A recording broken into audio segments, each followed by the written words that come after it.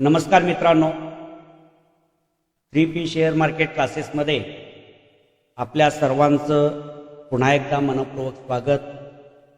आजचं आपलं हे 5वं सेशन आहे, 5वा दिवस आपल्या क्लासचा आहे। मागच्या सुरुवातीच्या क्लासमध्ये आपण ओव्हरऑल मार्केटची माहिती आपण समजावून घेतली।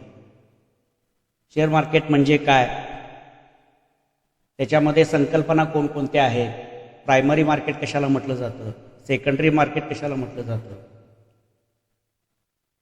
त्याच्यानंतर IPO कशा पद्धतीनं लॉन्च होतो, त्याला अप्लाय कसं करायचं, थेरॉटिकली काय भाग आपण समजून घेतलेला आहे। नंतर ॲपवरती आपण जाऊन समजून घेणार आहोत। त्याच्यानंतर FII म्हणजे काय, DII म्हणजे काय आणि त्यांचा व्यवहार, हे टेक्निक, त्यांचं बिहेवियर किंवा त्यांची काम करण्याची पद्धत किंवा शेअर मार्केटमध्ये काम करत असताना त्या लोकांचं FII आणि DIIचं काय महत्त्व आहे, या गोष्टी आपण थोड्याशा समजून घेतल्या। म्हणजे ज्या गोष्टी आपल्या फोकस करायच्या आहेत आपल्याला, त्या गोष्टींचा विचार आपण केला। त्याच्यानंतर टोटल NSEच्या प्लॅटफॉर्मवरती जे लिस्टेड स्टॉक आहेत त्याची विभागणी कॅपिटलच्या आधारे कशी केली जाते। आपण ऐकत असतो की लार्ज कॅप, मिड कॅप आणि स्मॉल कॅप यांचा वापर कायमपणे आपण ऐकत असतो। तर लार्ज कॅप कंपन्या कशाला म्हटलं जातं, मिड कॅप कंपन्या कशाला म्हटलं जातं आणि स्मॉल कॅप कंपन्या कशाला म्हटलं जातं, आणि या तिन्हींचं बिहेवियर काय आहे, म्हणजे लार्ज कॅप कंपन्यांची मुवमेंट कशी असते, त्यांची विश्वासार्हता कशी असते, याचा थोडासा मागोवा घेतला। मिड कॅप कंपन्यांचा ज्यावेळेला आपण विचार करतो त्याच्यामध्ये कोणत्या कंपन्यांचा समावेश होतो, किती कॅपिटल पर्यंतच्या कंपन्यांचा समावेश त्याच्यामध्ये होतो, हे थोडं पाहिलं। त्या कॅपिटलमध्ये किंवा मिड कॅपमध्ये कंपन्यांची मुवमेंट किंवा त्या कंपन्यांच्याकडे आपण कसं बघायचं याचाही थोडासा विचार केला। तिथली मुवमेंट कशी असते, तिथल्या कंपन्यांचं बिहेवियर कसं असतं, त्यांच्यामध्ये प्रॉफिट लॉस कशा पद्धतीनं होतो किंवा ते जे स्पीड आहे, ती जी मुवमेंट आहे, ती मुवमेंट कशा प्रकारची असते, याचा थोडासा मागोवा घेतला।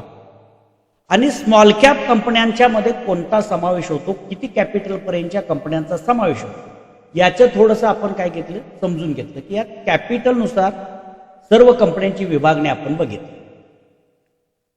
स्मॉल कॅप कंपन्यांच्या मध्ये बाबत जाताना सुद्धा एक गोष्ट फोकस्ड आपण काय केली की स्मॉल कॅप कंपन्यांची निवड करत असताना आपण फायदा काय आहे आणि तोटा काय आहे याचाही विचार केला। फास्टमध्ये इम्प्रूव्हमेंट होऊन जास्त नफा मिळवण्याची संधी आपल्याला स्मॉल कॅप कंपन्यांच्या मध्ये मिळते, परंतु दुसऱ्या बाजूला त्या स्मॉल कॅप कंपन्यांच्या मध्ये रिस्क सुद्धा फार मोठ्या प्रमाणामध्ये आपल्याला स्वीकारावं लागतं। त्या तिन्ही पद्धतीच्या कॅपिटल वाईज विभागणी जी केलेली आहे, त्या कंपन्यांची आपल्या पोर्टफोलिओमध्ये निवड घेत असताना कशा पद्धतीचा फोकस आपण त्याच्यावरती ठेवू शकतो, याबाबतला विचार आपण केला। हा पहिल्या टप्प्यामध्ये। त्याच्यानंतर कंपन्यांची सेक्टर वाईज विभागणी, म्हणजे कोणकोणते सेक्टर्स आहेत, कुठल्या सेक्टरमध्ये कुठल्या कंपन्यांचा समावेश होतो। IT सेक्टर आहे, बँकिंग सेक्टर आहे, FMCG सेक्टर आहे, फार्मा सेक्टर आहे, एनर्जी सेक्टर आहे, व्हेइकल सेक्टर आहे। ही जी वेगवेगळ्या प्रकारची सेक्टर आहेत, या वेगवेगळ्या सेक्टरमध्ये त्या क्षेत्रामध्ये काम करणाऱ्या कंपन्यांचा समावेश होतो। ही विभागणी आपण थोडीशी समजून घेऊ आणि त्याच्यानंतर पुढे जाऊन आपण काय समजून घेतलं की आपण जे स्टॉक खरेदी करणार आहोत किंवा शेअर मार्केटमध्ये जी गुंतवणूक करणार आहोत, ती गुंतवणूक करत असताना आपण कोणत्या गोष्टींचा विचार करायचा। आपल्याला वाटलं शेअर मार्केटमध्ये अकाउंट ओपन केलं आणि आपल्याला हव्या त्या कंपन्या आपण निवडायला सुरुवात केल्या, म्हणजे आपली गुंतवणूक योग्य पद्धतीनं झाली का, तर अशा पद्धतीची गुंतवणूक आपल्याला करायचं नाही। तर त्याचं प्लॅनिंग आपण कसं केलं पाहिजे, जी गुंतवणूक आपण करणार आहोत ती गुंतवणूक कशी वेगवेगळ्या क्षेत्रामध्ये, सेक्टर्समध्ये, वेगवेगळ्या क्षेत्रातील कंपन्यांच्या मध्ये आणि ॲसेटमध्ये आपण करायची आहे ती विभागणी आपण कशी केली पाहिजे याचं एक प्लॅनिंग, याचा एक रोडमॅप आपण पाहिला. त्यालाच आपण काय म्हटलं, पोर्टफोलिओ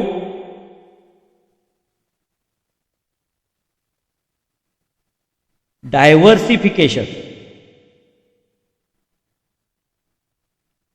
म्हणजे आपण ज्या कंपन्या निवडणार आहोत किंवा आपण जे गुंतवणूक करणार आहोत ती गुंतवणूक कुठल्याही एका कंपनीमध्ये आपण गुंतवत नाही, एकाच कंपनीचे शेअर्स आपण खरेदी करत नाही, एकाच क्षेत्रामध्ये आपण म्हणजे गुंतवणूक करत नाही.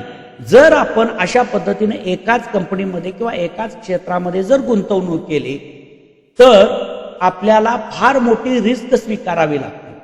त्यामुळं आपण जी गुंतवणूक करणार आहोत ती वेगवेगळ्या क्षेत्रामध्ये करणार आहोत, वेगवेगळ्या विभागामध्ये करणार आहोत, वेगवेगळ्या कंपन्यांच्या मध्ये करणार आहोत आणि ती कशी करायची ते एक थोडंसं आपण पाहिलं. या पोर्टफोलिओ डायव्हर्सिफिकेशन मध्ये सुरुवातीला आपण कॅपिटल नुसार आपण काय केले,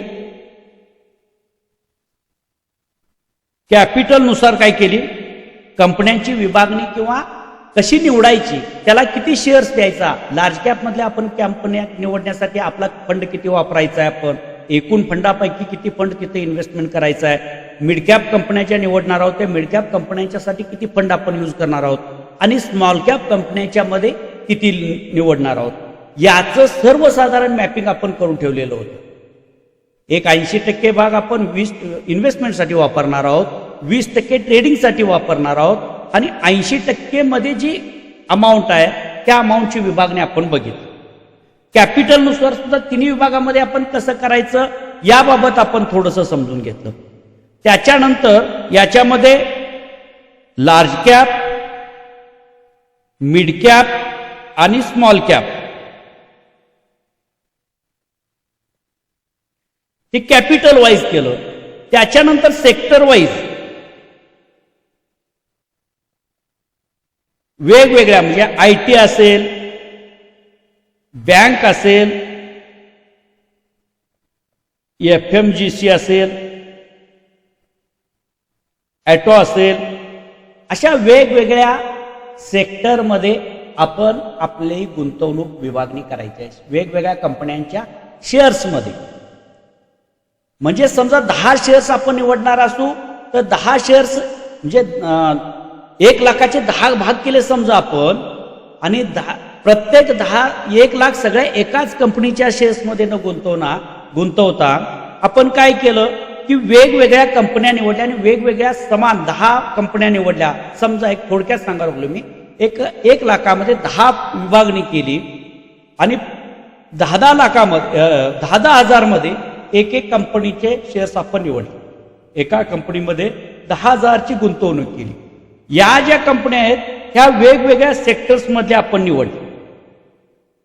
या पद्धतीने तिची विभागणी करायचा विचार आपण थोडासा केला. म्हणजे एकाच सेक्टरमध्ये एकाच कंपनीमध्ये आपण गुंतवणूक करायची नाही हे आपण कायमस्वरूपी लक्षात ठेवायचं. आपण कायमस्वरूपी करायचं आहे कारण आपण जी गुंतवणूक करणार आहोत ती रिस्क वरती नाही. पहिली गोष्ट आपल्याला एक विचारात घ्यायचं आहे, आपण जे कॅपिटल मार्केटमध्ये घेऊन आलेलो आहे शेअर मार्केटमध्ये त्याची सुरक्षितता अधिक आपण विचारात घ्यायची. पहिलं जर महत्वाचं आपलं काम तर आपल्या कॅपिटलची सुरक्षा. मग ती गुंतवणूक करत असताना ती सुरक्षित कशी राहील याचा विचार करण्यासाठी आपण ही विभागणी. त्याच्यानंतर काही भाग आपण काय सांगितला, ETF मध्ये गुंतवायचं.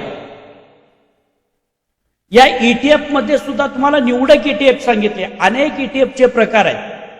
त्या अनेक ETFच्या प्रकारामध्ये सुद्धा तुम्हाला निवडण्याची विविधता मिळते. परंतु त्यातील प्रमुख आणि महत्वाचे तुम्हाला मी सांगितलं, एक म्हणजे बँक बीज, दुसरं निफ्टी बीज, तिसरं गोल्ड बीज आणि 4 सिल्वर बीज. आता या 4मध्ये सुद्धा लक्षात घ्या, मी ह्यातलाही सुद्धा फरक प्रत्येक गोष्टीमध्ये काही ना काही फरक आहे, लक्षात ठेवा. गुंतवणूक करत असताना या सगळ्या गोष्टी विचारात आपण घ्यायच्या असतात. जास्त व्होलॅटिलिटी कशामध्ये असते? बँक निफ्टीमध्ये जास्त व्होलॅटिलिटी असते. आता या सगळ्यांच्या मध्ये जास्त व्होलॅटिलिटी बँक निफ्टीची, त्याच्यानंतर निफ्टी बीज, त्याच्यापेक्षा कमी गोल्ड बीज, आणि त्याच्यापेक्षा कमी गोल्ड बीज आणि जास्त सिल्वर बीज. या दोन्हीच्या मध्ये गोल्ड बीज आणि सिल्वर बीज मध्ये जास्त व्होलाटाईल सिल्वर असतं, गोल्ड बीज त्या मानानं स्थिर चालतं. इथं बँक बीज व्होलाटाईल जास्त असते, निफ्टी त्या मानानं थोडीशी स्थिर असते. आता थोडा असं यातला फरक जरी अधिक आपल्याला नाही समजला तरी या 4 गोष्टी आपल्या ETF मध्ये किंवा आपल्या पोर्टफोलिओमध्ये हे 4 बीज ज्या वेळेला आपण बिगनर म्हणून शेअर मार्केटमध्ये काम करायला येतो त्यावेळेला निश्चितपणे पहिली सुरुवात आपली जर कुठली खरेदीपासून करायची असेल तर या ETF पासून करा.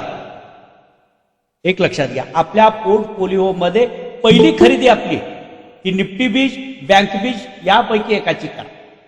मग ती एका क्वांटिटीनं करा, त्यातला फरक तुम्हाला समजेल, त्यातली मुवमेंट समजेल तुम्हाला. त्यात ते म्हणजे लॉसमध्ये जाताना ते कसं जातं, प्रॉफिटमध्ये जाताना कसं जातं, आणि ह्या सगळ्या गोष्टी आपल्याला म्हणजे बॅलन्स करायचं काम तुम्हाला हे काय करतं, ETF करतं. त्यामुळे ETF वरती आपल्याला फोकस करायचा आहे. या ETF मध्ये सुद्धा थोडंसं पुढे जाण्याअगोदर थोडासा वेळ आता आपण घेतोय, कारण टोटल या सिच्युएशन मध्ये मार्केट मोठ्या पद्धतीचं क्रॅशिश मध्ये आहे. वरून खूप मोठ्या प्रमाणामध्ये मार्केट पडतं आहे, धडाधड पडलाय. आज 3%, 2.5% पर्यंत मार्केटनं खाली घसरण झालेली आहे, पडलेली आहे. आणि जोपर्यंत ही युद्धाची परिस्थिती निवळणार नाही तोपर्यंत मार्केटमध्ये ही व्होलॅटिलिटी राहणार आहे. मार्केटमध्ये अजून कुठपर्यंत खाली जाईल हे आपल्याला निश्चितपणे सांगता येत नाही. आपण त्याचे सपोर्ट काढू शकतो, पण त्या सपोर्टवरून मार्केट सपोर्ट घेऊन वरती जाईलच असंही म्हणता येत नाही. लक्षात ठेवा, मार्केट बऱ्यापैकी आता काय झालेलं आहे, डाऊनफॉल मध्ये आहे, बेरिश मुवमेंटमध्ये. आणि अशा सिच्युएशन मध्ये आपण नव्यानं मार्केटमध्ये येतो आहोत, त्यामुळे आपल्यासाठी एक खूप चांगल्या पद्धतीची संधी, अपॉर्च्युनिटी उपलब्ध आहे. लक्षात घ्या, फक्त शिस्तबद्ध पद्धतीनं डायव्हर्सिफिकेशन करून आपण पोर्टफोलिओ थोडासा बनवायला आपण शिकायचं आहे. ETF मध्ये मी तुम्हाला सांगितलेलं आहे, पुढे जाऊन ही स्ट्रॅटेजी तुम्हाला सांगितली जाणार होती की ETF मध्ये गुंतवणूक करत असताना प्रत्येक वेळेला 1.5%, 1% पेक्षा जास्त जर निफ्टी पडली, निफ्टी बीज मध्ये गुंतवणूक करत असताना थोडंसं सांगून चालू आहे मी, निफ्टी बीज 1 ते 1.5% ज्या वेळेला निफ्टी पडेल त्यावेळेला आपण एक ठराविक अमाऊंट ठरवून ठेवायचे की मी इतकी अमाऊंट त्यावेळेला गुंतवणार आहे. असे फिक्स अमाऊंट तुम्ही ठरवायचे. समजा तुम्ही 5,000च्या पटीमध्ये असेल, तुम्ही 5,000 ज्या वेळेला 1% पेक्षा जास्त निफ्टी पडेल त्यावेळेला 5,000ची गुंतवणूक तुम्ही करायची, कितीही वेळेला पडू दे. लक्षात घ्या, कितीही वेळेला पडू दे. आता तर मी तुम्हाला ठामपणे सांगायला लागलोय, कारण का वरून मार्केट जवळजवळ 17-18% पर्यंत खाली आलेला आहे, खूप चांगल्या पद्धतीने. आणि इथून जर सुरुवात झाली आपल्याला तर वरचा जो टॉप पासून खालीपर्यंतचा जो गॅप आहे हा चांगला गॅप आपल्याला काय आलेला आहे, निफ्टी बीज मध्ये गुंतवणूक करण्यासाठी मिळाली. त्यामुळे चांगले रिटर्न्स आपल्याला इथून पुढे निफ्टी बीज मध्ये मिळू शकतात. अर्थात हा आर्थिक सल्लागार म्हणून नाही, लक्षात ठेवा, कारण आम्ही सेबी रजिस्टर्ड नाही, हे लक्षात घ्या.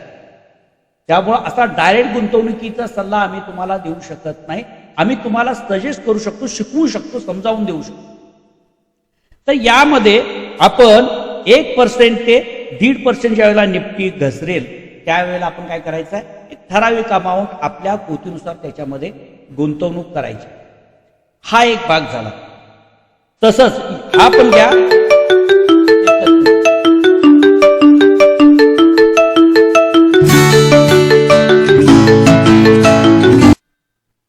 हॅलो हॅलो, एक मिनिट, तुमचं का होत नाही? सगळ्यांचं झालं, लिंक पाठवले ना तुम्हाला, जॉईन व्हा बरं. नाही नाही, रेंजमध्ये नसाल तुम्ही सर. नाही नाही नाही नाही, सगळे आता जॉईन झाले सर. जरा बघा प्लीज इथं.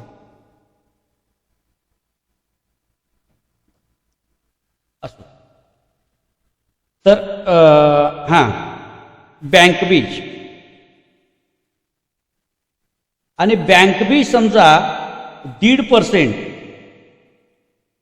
1.5 पेक्षा जास्त ज्या वेळेला पडेल त्यावेळेला एक समान अमाऊंट तुमची काय असेल ते याच्यामध्ये यातलं एक जरी निवडलं. आता बँक बीज व्होलॅटाईल फायर आहे, म्हणजे जास्त लगेच पडणार, जास्त प्रॉफिटमध्ये आणणार. ही व्होलॅटिलिटी जर स्वीकारायची असेल तर आपण बँक बीज पासून सुरुवात करायला हरकत नाही. त्याच्यापेक्षा थोडंसं आपल्याला जर स्थिर पाहिजे असेल तर आपण काय करू शकतो, तर आपण निफ्टी बीज मध्ये गुंतवणूक करू शकतो. हा एक भाग लक्षात घ्या. आणि समजा आता ही झाली स्ट्रॅटेजी. इथून पुढे प्रत्येकाला या पद्धतीने जमलं तर या पद्धतीनं गुंतवणूक करू शकता. आता वरून चांगल्या पद्धतीनं इथं पडलेली आहे, निफ्टी पडलेली आहे, बँक निफ्टी क्रॅश झालेला आहे. मग तुम्ही काय करू शकता, या ठिकाणी तुम्ही निफ्टी एक चांगली अमाऊंट, जास्तची अमाऊंट तुम्ही इथं समजा मोठी अमाऊंट आपण काय करू शकतो, जी आपण 3 टप्प्यामध्ये किंवा 4 टप्प्यामध्ये आपण गुंतवणूक करू शकतो. आज सुद्धा आपण काय करू शकतो, एक मोठी अमाऊंट सुरुवात करत असताना एक मोठ्या अमाऊंटनं आपण काय करायचं आहे, निफ्टी बीज आणि बँक बीज मध्ये गुंतवणूक करायची आहे पहिलं काम. आणि त्याच्यानंतर मात्र तुम्ही ठरवा की ज्या वेळेला मग मार्केट अप चाललंय आणि परत तिथं 1% पेक्षा जास्त पडली, परत तुम्ही 5,000 गुंतवा त्याच्यामध्ये. पुन्हा मार्केट वरती आलं, पुन्हा समजा 1%, 1.5% काहीतरी पडली, तिथं ज्या वेळेला निफ्टी बीज म्हणत नाही, निफ्टी ज्या वेळेला 1% पेक्षा जास्त पडेल किंवा बँक निफ्टी 1.5% पेक्षा जास्त पडेल, त्यावेळेला ठराविक अमाऊंटनं तुम्ही त्याच्यामध्ये गुंतवणूक करत चला. खूप चांगले रिटर्न्स तुम्हाला त्याच्यातून मिळतील. आता ते समजा आज तुम्हाला सांगितलं आणि तुम्ही त्यामध्ये 5,000 टाकला किंवा 10,000 गुंतवणूक केली आणि उद्या समजा 2%, 3% किंवा रेअर केसमध्ये 3% पडत असतं, 1%, 1.5% पडलं, तुम्ही म्हणाल खाली गेलं. घाबरायचं नाही, आपल्याला ती संधी उपलब्ध होते. त्यामुळे काय करा, परत तुम्ही तिथं गुंतवणूक करा सलग ज्या वेळेला तुम्हाला मिळेल. कारण ज्या वेळेला मार्केट रिकव्हर व्हायला लागतं त्यावेळेला अशी संधी पुन्हा तुम्हाला निफ्टी बीज मध्ये गुंतवणूक करण्यासाठी उपलब्ध होत नाही. आणि याचं महत्वाचं आणि दुसरं महत्वाचं कारण काय तुम्हाला सांगतो, ओव्हरऑल मार्केट हा ट्रॅक कशाला करतोय, निफ्टी बीज किंवा बँक बीज हे ट्रॅक कशाला करतं, तर निफ्टीला करतं. म्हणजे निफ्टी जशी वाढेल तसं तुमचं बँक बीज किंवा निफ्टी बीज आणि निफ्टी आणि बँक निफ्टी जसं वाढतील त्याप्रमाणे निफ्टी बीज आणि बँक बीज वाढते. मग एकंदरीत जर तुम्ही बघितलं तर शेवटी निफ्टी कुठं काय, त्या निफ्टीला वरतीच जायचं, निफ्टीला वरतीच जायचं आहे. त्यामुळं आणि ओव्हरऑल मागच्या 5-5 वर्षाचा जर तुम्ही हिस्ट्री तपासली तर तुम्हाला खूप चांगल्या पद्धतीचे रिटर्न्स या बँक बीज मधून तुम्हाला मिळालेलं पाहायला मिळतं. तुमची रिस्क खूप कमी होते. आणि याच्यामध्ये गुंतवणूक केल्यानंतर हा महत्वाचा पार्ट झाल्यानंतर मग तुम्ही थोडं तुम्ही काय करा, चांगल्या कंपन्या काय करणार, जास्त रिस्क जास्त प्रॉफिट, म्हणजे फास्ट मध्ये प्रॉफिट द्यायची पोटेन्शियल कोण ठेवतं, कंपन्या ठेवतात. परंतु त्याचबरोबर आपल्याला रिस्क सुद्धा घ्यावी लागते कंपन्यांच्या बाबतीत. ही गोष्ट या ठिकाणी लक्षात घ्या. या पद्धतीनं आपण कालपर्यंतच्या भागामध्ये पोर्टफोलिओच्या डायव्हर्सिफिकेशन बाबत सुद्धा समजावून घेऊ. आता आपण जे पुढच्या पायरीवरची पुढची स्टेज जी आपण समजून घेणार आहोत, ही पुढची स्टेज म्हणजेच काय, तर आपल्याला शेअर मार्केटमध्ये अनालिसिस करायचं. आपल्याला काय करायचं आहे, अनालिसिस, शेअर मार्केटमध्ये काम करायचं म्हणजे नुसतंच खरेदी करायचं नाही, आपल्याला त्याचं शास्त्रशुद्ध पद्धतीने विश्लेषण करता आलं पाहिजे की एखादी खरेदी करतोय आपण तर ती खरेदी का करायची आहे, त्याच्या पाठीमागचं रिझन, खरेदी करणारी गोष्ट, त्याचे फायदे तोटे, या सगळ्या गोष्टींचा विचार आपल्याला करायचा आहे. म्हणजेच त्या गोष्टीचं आपल्याला काय करायचं आहे, अनालिसिस करायचं. आता अनालिसिस म्हणजे काय, तर कंपन्यांची शेअर मार्केटमध्ये अनालिसिस करतो म्हणजे शास्त्रशुद्ध पद्धतीने आपण त्याचं विश्लेषण करतो. म्हणजे कंपन्यांची खरी ताकद काय, अनालिसिसमध्ये आपण काय बघतो की कंपन्यांची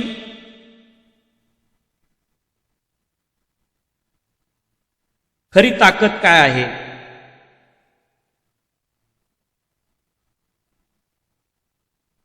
कंपनी भविष्यामध्ये वाढण्याची क्षमता आहे काय, कंपनीमध्ये ग्रोथ करण्याची क्षमता आहे का,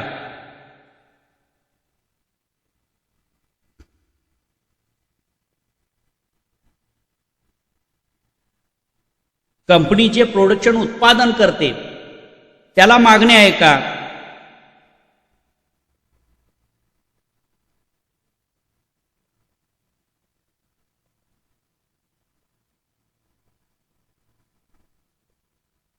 म्हणजेच काय होतो, सेल होतो आहे का,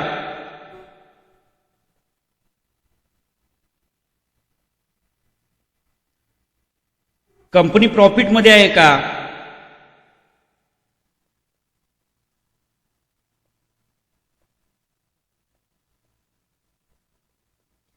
या सगळ्या गोष्टींचा विचार आपल्याला करावा आणि याला शास्त्रशुद्ध पद्धतीने आपण त्याचं विश्लेषण करणार आहोत.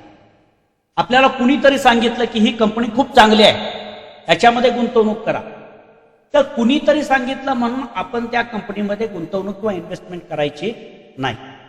आपल्याला स्वतःला समजलं पाहिजे की ती कंपनी गुंतवणूक करण्यासाठी सक्षम आहे का, ज्या कंपनीचा शेअर्स मी खरेदी करतो आहे ती कंपनी, त्या कंपनीची ताकद ही मार्केटमध्ये आहे का, ती कंपनी जो व्यवसाय करते, जो बिझनेस करते, त्या बिझनेसला भविष्यामध्ये संधी आहे का, का तो परंपरागत आहे, कालबाह्य होत चाललेला आहे, याचाही विचार आपल्याला करावा. ज्या कंपनीचे शेअर्स आपण खरेदी करणार आहोत ते खरेदी करण्याच्या किमतीला उपलब्ध आहेत का, किंवा जी किंमत आपण त्या शेअर्ससाठी देतो आहोत ती योग्य आहे का, या सगळ्या बाबींचा विचार आपल्याला करायचा असतो. आणि हे शास्त्रशुद्ध पद्धतीने जे करतो त्यालाच काय म्हटलं जातं, अनालिसिस म्हटलं. काय म्हटलं जातं, आता हे अनालिसिस लक्षात घ्या, हे अनालिसिस करत असताना एक प्रामुख्याने दोन पद्धत, शेअर मार्केटमध्ये अनालिसिस जे आपण करतो ते दोन प्रकार करतो. एक म्हणजे फंडामेंटल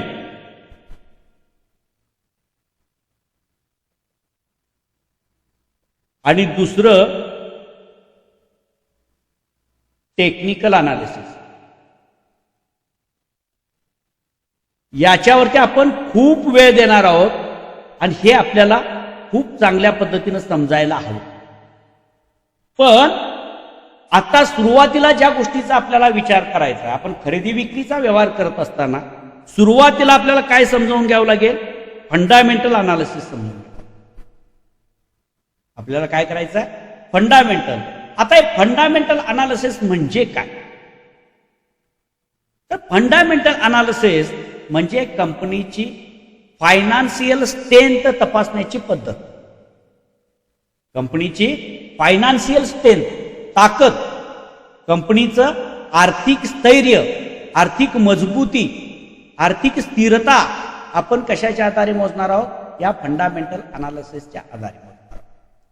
आता हे जे फंडामेंटल अनालिसिस आहे, थोडंसं हा भाग थोडा तुम्हाला समजायला अवघड जाईल, बिगनर लोकांना, सिनियर लोकांना सोपा जाईल, काय अडचण नाही, परंतु थोडंसं समजून घ्या आणि अवघड भागातून तुम्हाला सोप्याकडे नेणं आहे, लक्षात घ्या. ह्या गोष्टी आपल्याला विदिन 2 नाही तर 3 मिनिटांमध्ये एखाद्या कंपनीचं फंडामेंटल अनालिसिस ह्या ज्या सगळ्या गोष्टी तुम्हाला सांगतो आहे ते तुम्ही विदिन 2 नाही तर 3 मिनिटांमध्ये करू शकता. एवढं सोपं आहे ते. पण आता जे शिकवतोय, जे समजावून देतोय त्याच्या पाठीमागचं लॉजिक किंवा शास्त्रीय पद्धत आपण थोडीशी समजून घ्यायची आहे. म्हणजे नेमकं काय आपण करतो आहोत हे आपल्याला माहिती असावं, म्हणजे आपण पुढे जाऊन जे सोपी पद्धत वापरणार आहोत त्याला ते काय मिळतं, चांगल्या पद्धतीने ते समजतं. असो, आता हे जे फंडामेंटल अनालिसिस करतो आहोत आपण, त्याच्यामध्ये 1 ते 3 प्रकारे केलं जातं. शेअर मार्केटमध्ये जे फंडामेंटल अनालिसिस केलं जातं हे कसं केलं जातं, 3 प्रकारे केलं जातं. एकच मिनिट.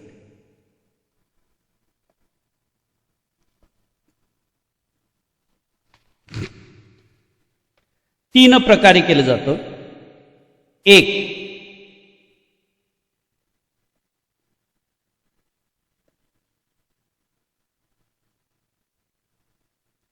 याच्यामध्ये एक आहे ते म्हणजे क्वांटिटेटिव्ह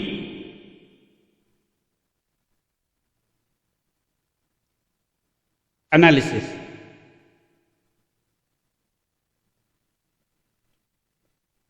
क्वांटिटेटिव्ह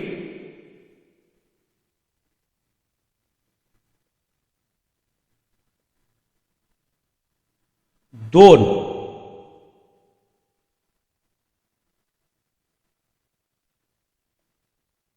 क्वालिटेटिव्ह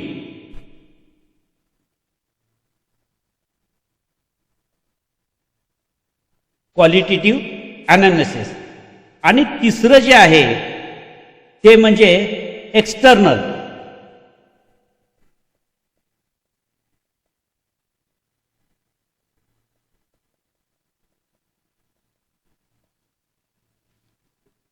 तिसरं काय आहे, एक्सटर्नल अनालिसिस. आता तिन्हीमध्ये काय फरक आहे तर एक लक्षात घ्या. म्हणजे एखादी कंपनी, आपण एखाद्या कंपनीचे शेअर्स निवडत असताना आपण काय बघायचं आहे तर त्या कंपनीची क्वालिटी चेक करायची. पहिलं जे आहे ते क्वालिटेटिव्ह म्हणजे क्वांटिटेटिव्ह म्हणजे संख्यात्मक विचार करायचा आहे. म्हणजे त्याच्यामध्ये बॅलन्स शीट चेक करणं, फायनान्शियल आकड्याच्या आधारे त्या कंपनीची आर्थिक स्ट्रेंथ तपासण्याचं काम आपण क्वांटिटेटिव्ह. याच्यामध्ये संख्येचा विचार करायचा आहे, आपण आकड्यांचा विचार करायचा. आपण काय करायचं, याच्यामध्ये आकड्याचा विचार करायचा आहे. याच्यामध्ये आपण काय पाहतो, बॅलन्स शीट, त्याच्यानंतर प्रॉफिट लॉस, कॅश फ्लो, कर्ज,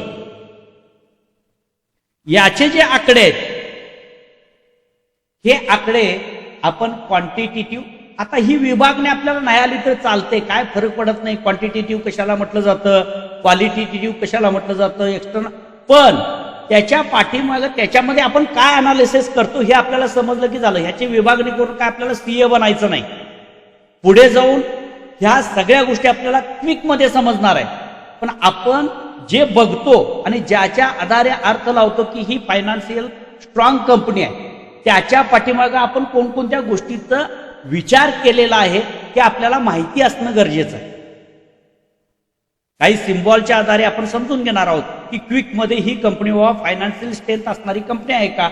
मग त्याच्यामध्ये तुम्हाला हे आकडे, त्याची सूत्र जरी नाही आली तरी चालतील, परंतु त्या सिम्बॉलच्या आधारे जे आपण समजतो की ही कंपनी फायनान्शियल स्ट्रॉंग कंपनी आहे, स्ट्रेंथ असणारी कंपनी आहे, फायनान्शियल या कंपनीचं स्ट्रॉंग आहे, असा निष्कर्ष काढतो. ते त्याच्या पाठीमागची जे आपण तपासणी केलेली आहे, जे अनालिसिस ते कोणत्या गोष्टीचं केलेलं आहे, तर ह्या सगळ्या गोष्टी त्याच्यामध्ये अंतर्भूत असणार आहेत. त्याच्यामध्ये आपण बॅलन्स शीट बघितलेलं असणार आहे, प्रॉफिट लॉस बघितलेलं असतं, कॅश फ्लो आणि त्या कंपनीवरती कर्ज वगैरे त्याची परिस्थिती काय, या सगळ्या गोष्टींचा अनालिसिस आपण केलेला आहे.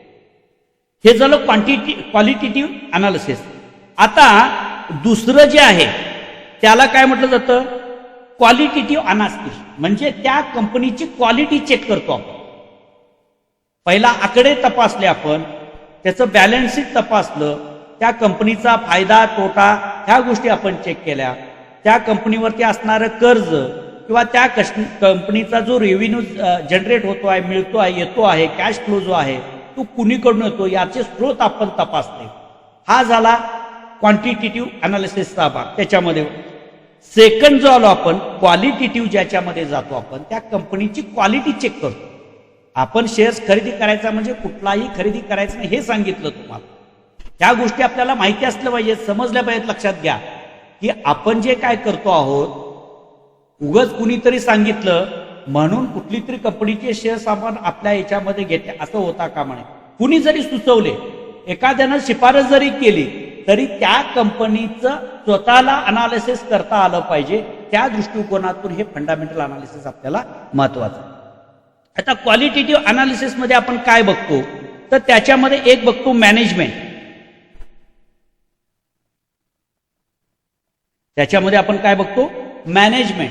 म्हणजे जी कंपनी चालवणारं मॅनेजमेंट आहे ते सक्षम आहे का, ते कार्यक्षम आहे का, कंपनीची ग्रोथ वाढवण्यामध्ये ते पूर्णपणे योगदान देत आहे का, याचा विचार आपल्याला करावा लागतो. हेही बघावं लागतं क्वालिटेटिव्ह मध्ये. नंतर त्याच्यामध्ये ब्रँड, म्हणजे कंपनीचा जो ब्रँड आहे त्या ब्रँडवरती लोकांचा विश्वास आहे का, त्या कंपनीचं लोकांच्या मध्ये नाव आहे का, त्या नावावरती लोकांचा विश्वास आहे का. अशा पद्धतीचं जर त्या लोकांच्या त्या ब्रँडवरती, आता आपण बघतो आपण एखादी वस्तू खरेदी करत असतो तर त्यावेळेला आपण मार्केटमध्ये गेल्यानंतर आपल्याला ठराविक ब्रँड आपल्याला आवडतो, जो पसंत असतो त्यालाच आपण अधिक पसंती देतो, त्या ब्रँडचीच आपण खरेदी करतो. म्हणजे त्या कंपनीच्या ब्रँडवरती तुमचा विश्वास असतो. समजा मार्केटमध्ये ती वस्तू तुम्हाला उपलब्ध नसेल तर तुम्ही दुसऱ्या ठिकाणी जाऊन चौकशी करता, परंतु त्याच कंपनीची वस्तू तुम्ही खरेदी करता. मग ती मोटारसायकल असेल, गाडी असेल, फ्रीज असेल, टीव्ही असेल, कुठलेही असेल, जी काय खरेदी आपण करतो त्या कंपनीचा ब्रँडवरती लोकांचा विश्वास किती आहे हे आपल्याला त्याच्या ठिकाणी पाहायला मिळतं. आपण समजतं की बाबा या कंपनीच्या ब्रँडला लोकांची खूप मागणी आहे, हे आपल्याला समजतं. ते आपण त्याच्यामध्ये पाहिलं जातं. नंतर मार्केट पोझिशन, म्हणजे मार्केटमध्ये ती कंपनी इतर कंपनीच्या तुलनेमध्ये कुठं आहे. त्या क्षेत्रामध्ये काम करणाऱ्या ज्या इतर कंपन्या आहेत त्या कंपन्यांच्या मध्ये ती सरस कंपनी आहे काय, त्या कंपन्यांच्या मध्ये ती मागं कंपनी आहे. म्हणजे इतर कंपन्या चांगल्या पद्धतीचं जनरेट करतात, त्याच्यापेक्षा चांगल्या पद्धतीचं प्रोडक्शन करतायत, प्रॉफिटमध्ये आहेत, ग्रोथ आहेत आणि स्पीडनं वाढते आहे, आणि त्याच क्षेत्रामध्ये ती कंपनी करते, पण त्या कंपनीच्या पाठीमागे ही कंपनी आहे. म्हणजे त्या व्यवसायामध्ये त्या कंपनीचं नेमकं स्थान कुठं आहे हे आपण समजा. जर ती कंपनी त्या क्षेत्रामध्ये काम करणाऱ्या इतर कंपन्यांच्या तुलनेमध्ये लिडिंग कंपनी म्हणून जर आपल्याला दिसत असेल तर त्या कंपनीमध्ये क्वालिटी चांगल्या पद्धतीची ती कंपनी क्वालिटी आहे असं आपण म्हणू शकतो. आपल्याला तिथं काय बघतो आपण, ती कुठल्या क्षेत्रामध्ये. त्याच्यानंतर फ्युचर व्हिजन. क्वालिटी म्हणजेच काय, निव्वळ कंपनी परंपरागत व्यवसाय करते आहे का, की भविष्यामध्ये त्या कंपनीच्या पुढं काय प्लॅनिंग आहेत का. ह्या सगळ्या गोष्टी आपल्या अनालिसिसला प्रॅक्टिसनं सोप्या जातात, काही अवघड नाही. लक्षात घ्या, थोडंसं किचकट वाटलं तरी आता वाटत असेल तुम्हाला, पण एवढं अवघड त्याच्यामध्ये काही नाही. याच्यामध्ये CA व्हावं लागत नाही, आपल्याला कॉमर्स साईडनं गणित सगळं आलं पाहिजे असं काहीही नाही. लक्षात ठेवा, साध्या साध्या गोष्टी, त्या साध्या साध्या गोष्टीच्या आधारे आपण हे सगळं अनालिसिस आपण करू शकतो, पण हे सगळं आपल्याला करायचं आहे. नंतर व्हिजन म्हणजेच काय, त्या कंपनीजवळ भविष्यामध्ये आपला जो परंपरागत व्यवसाय आहे त्या व्यवसायाला मॉडिफाय करण्याची ताकद आहे का, भविष्यामध्ये त्या क्षेत्रामध्ये काही नवीन कंपनीचं करायचं व्हिजन आहे का, नवीन प्लॅनिंग काय आहे का. प्रत्येक कंपनी आपलं भविष्यामध्ये काय करणार आहे त्याचा रोडमॅप ही कंपनी जाहीर करत असते. या क्षेत्रामध्ये काम करणार, इथे एक्सपेन्शन करणार आहे, नवीन तिची युनिट्स काढणार आहेत किंवा नवीन टेक्नॉलॉजीचा वापर करणार आहे, ही कंपनी अपडेट आपल्याला देत असते. त्या पद्धतीनं त्या कंपनीचं भविष्यातलं व्हिजन काय आहे हे चेक केलं जातं आणि त्याच्या आधारे त्या कंपनीची क्वालिटी आपण चेक करतो. आता एवढं झालं म्हणजे झालं का? इथपर्यंत समजलं आपल्याला. क्वालिटेटिव्ह म्हणजे क्वांटिटेटिव्ह अनालिसिस आपण केलं, आपल्याला समजलं की बॅलन्स शीट चांगले आहे, कंपनीचं फंडामेंट चांगले आहे, प्रॉफिट चांगला आहे, ह्या सगळ्या गोष्टी बघितल्या. कंपनीचं ब्रँड चांगला आहे, कंपनी ज्या क्षेत्रामध्ये काम करणारी ती प्रमुख कंपनी आहे, हे सगळं झालं म्हणजे फंडामेंटल अनालिसिस झालं का लगेच खरेदी करू का आपण? आपल्याला तिसऱ्या अनालिसिसचा सुद्धा विचार करावा लागतो, ज्याला आपण एक्सटर्नल अनालिसिस म्हणतो. ज्याला काय म्हटलं जातं? थर्ड अनालिसिस, ज्याच्यामध्ये एक्सटर्नल अनालिसिस म्हणतो आपण. ते एक्सटर्नल अनालिसिस काय केलं जातं? तर देशाची आर्थिक परिस्थिती काय आहे, देशाची आर्थिक परिस्थिती काय आहे, या बाह्य घटकांचा म्हणजे कंपनीचा डायरेक्ट त्याच्याशी काय संबंध आहे का? नाही. परंतु देशाची अर्थव्यवस्था कशी आहे, जर देशाची अर्थव्यवस्था मजबूत असेल तर ती कंपन्यांना पोषक वातावरण ठरते. एक नंतर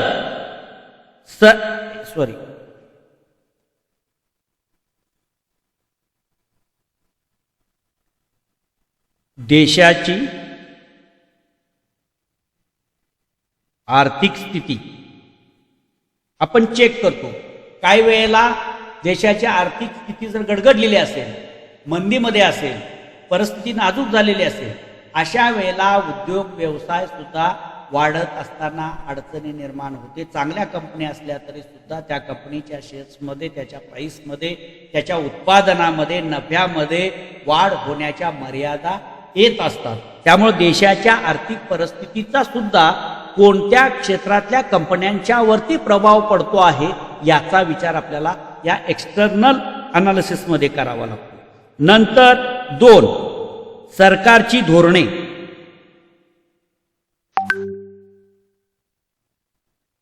आर्थिक धोरणे. सरकारची आर्थिक धोरणे म्हणजे काय? की सरकार नेमकं कोणत्या क्षेत्रामध्ये अधिक अग्रेसिव्हपणे काम करणार आहे, सरकारने कोणत्या गोष्टींच्या डेव्हलपमेंटवरती अधिक भर दिलेला आहे, ज्याच्यामुळं त्या क्षेत्रातल्या कंपन्यांच्या मध्ये ग्रोथ निर्माण होण्याची शक्यता आहे. अलीकडच्या कालावधीमध्ये बघितलं की सरकारनं इन्फ्रास्ट्रक्चर आणि ग्रीन एनर्जी या 2 गोष्टीवरती फार मोठ्या प्रमाणामध्ये फोकस केलेला. मग याचा फायदा त्या क्षेत्रात काम करणाऱ्या, इन्फ्रास्ट्रक्चर क्षेत्रामध्ये काम करणाऱ्या किंवा ग्रीन एनर्जी क्षेत्रामध्ये काम करणाऱ्या ज्या कंपन्या आहेत, त्या कंपन्यांच्या प्रगतीमध्ये अधिक प्रभाव पडत असतो.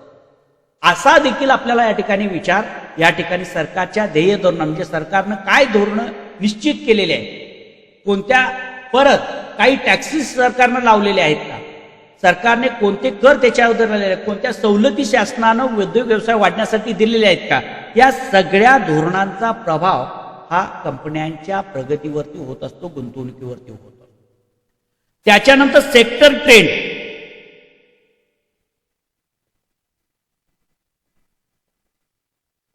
सेक्टर ट्रेंड म्हणजे काय?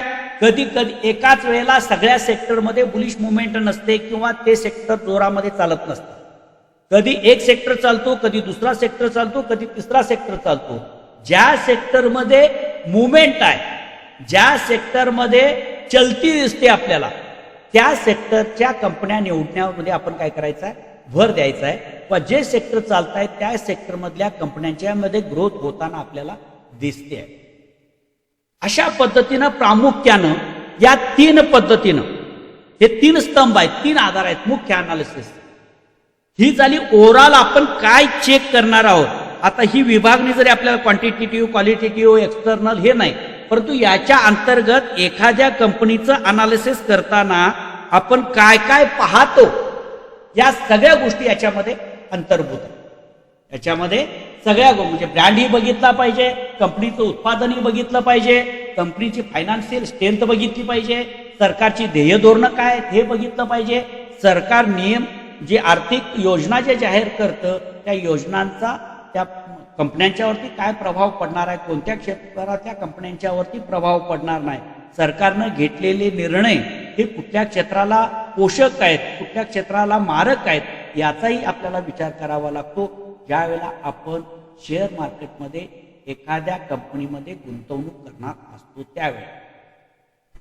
हा झाला ढोबळ सगळ्या गोष्टींचा. मग एवढं सगळं तपासायचं कुठलं, बॅलन्स शीट आपण चेक करत बसायचं आहे का? मित्रांनो, घाबरून जायची गरज नाही. आणखीन थोड्याशा अवघड अवघड गोष्टी मी तुम्हाला सांगत आहे. आणि शेवटी आपल्याला 1-2 मिनिटामध्ये एखादी कंपनी आपल्याला कशी फाइंड आउट करता येते, त्यावेळेला ज्यावेळेला त्याचा आधार घेऊन, त्या टूलचा आधार घेऊन ज्यावेळेला आपण कंपनी फंडामेंटल निवडू, त्यावेळेला या सगळ्या गोष्टींचं अनालिसिस तिथं झालेलं असणार. हे सोपं देणार आहे, परंतु याच्याकडे दुर्लक्ष आपल्याला करायचं नाही. ह्या गोष्टी आपण समजून घ्यायच्या. आपण काय बघतोय, एखादी कंपनी निवडायची असेल तर ह्या सगळ्या गोष्टी आपल्याला बघायचं आहे. बरं, हे काय फार मोठा अवघड आहे का? एक काही दिवस गेले की तुमच्या पटपट पटपट या सगळ्या गोष्टी लक्षात येणार. थोडा वेळ आपण दिला पाहिजे. असो, आता याच्यानंतर याच सगळ्या गोष्टींची आपण काय करायचं आहे, या गोष्टी एक एक एक एक एक करून आपण काय समजून घ्यायचे. आता आपण ढोबळ मनानं समजून घेतलं की फंडामेंटल अनालिसिस आपण कशा पद्धतीनं करू शकतो किंवा करायचं. आता शेअर मार्केटमध्ये या कंपन्यांचं अनालिसिस करण्यासाठी काही रेशोचा उपयोग केला जातो. हे थोडंसं तुम्हाला विस्तारानं सांगितलं. आणि ह्या ज्या गोष्टी तुम्हाला सांगितल्या की क्वालिटेटिव्ह अनालिसिस करायची पद्धत काय, क्वांटिटेटिव्ह अनालिसिस करायची पद्धत काय, आणि एक्सटर्नल कसं चेक करायचं किंवा काय बघायचं हे सांगितलं. की आता कसं चेक करायचं आहे त्याची सूत्र, काही रेशो हे फंडामेंटल अनालिसिसमध्ये अभ्यासले जातात. आणि त्या रेशोंच्या आधारे काय केलं जातं, त्या कंपन्यांचं फंडामेंटल अनालिसिस हे केलं जातं. हे साधारणपणे की पॉइंट आहे. आपल्याला त्याचे आकडेच फक्त चेक करायचे. ते जादा असेल तर काय अर्थ लावायचा, कमी असेल तर काय अर्थ लावायचा, एवढा अर्थ लावता आला की आपण एक प्रकारचं अनालिसिस कंप्लीट करतो. अशा पद्धतीचे 12 रेशो आपल्याला काय करायचे आहेत, 12 रेशो चेक करायचे. महत्वाचे भरपूर सारे रेशो आहेत. हे 12 रेशो सुद्धा सगळे अग्रेसिव्हपणे आपल्याला आलेच पाहिजेत असत नाही. यात सुद्धा काही आणि महत्वाचे रेशो आहेत. पण तरी सुद्धा तुम्हाला सांगतो, हे 12 जे रेशो आहेत, या 12 रेशोंचा ज्या वेळेला आपल्याला अर्थ लावता येतो, त्यावेळेला त्या कंपनीचं पूर्ण फंडामेंटल अनालिसिस आपल्याला करता आलं असं त्याचा अर्थ.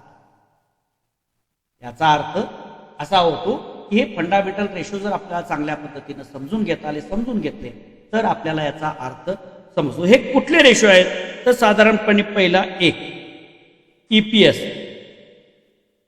याच्या सगळ्यांचे शॉर्ट फॉर्म तुम्हाला माहिती असावेत, पाठांतर असावेत. थोडंसं किचकट असणारा भाग म्हणजे एवढाच आहे. पुढं जाऊन तुम्हाला किचकट भाग नाही, पुढं निरीक्षणावर भर आहे. इथं पाठांतरावर आणि तुमच्या स्मरणशक्तीला ताण देणारा भाग. आणि ज्यावेळेला आपण टेक्निकल अनालिसिस करू त्यावेळेला तुमची निरीक्षण दृष्टी महत्वाची आहे. तुम्ही काय बघताय, कसं तिच्याकडे बघण्याची दृष्टी तुमची काय आहे, ही निरीक्षण तुम्हाला लक्षात राहिली पाहिजे. आता हे फंडामेंटल ही सूत्र किंवा हे जे अनालिसिस आहे तुमच्या स्मरणात असलं पाहिजे. एक EPS म्हणजेच काय, एक पहिला तुम्हाला हे सगळे शॉर्ट फॉर्म लिहून देतो आणि प्रत्येकाचं आपल्याला विश्लेषण करायचं आहे. 2 दुसरा रेशो आहे PE रेशो. तिसरा आहे PB रेशो.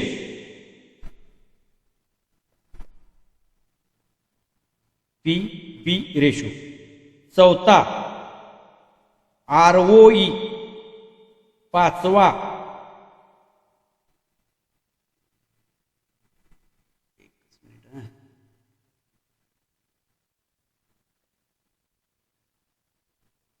ROE. सहावा पाचवा ROC. नंतर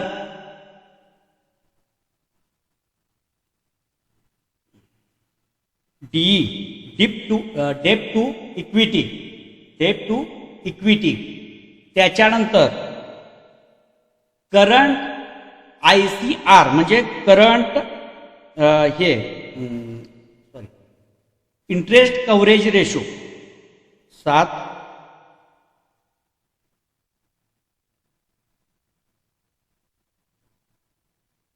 ICR.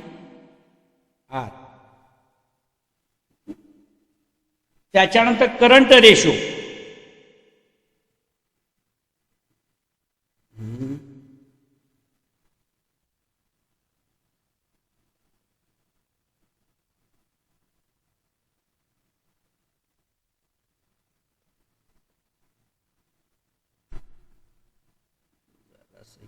लिखाणला problem.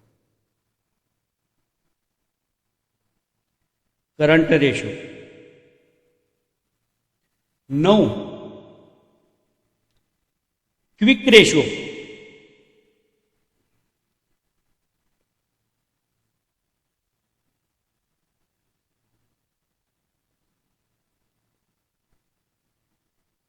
10. Net profit margin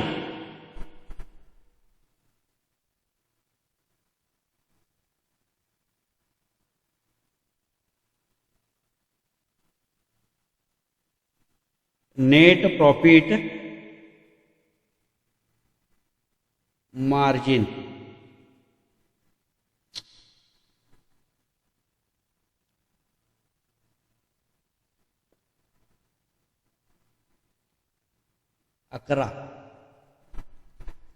dividend yield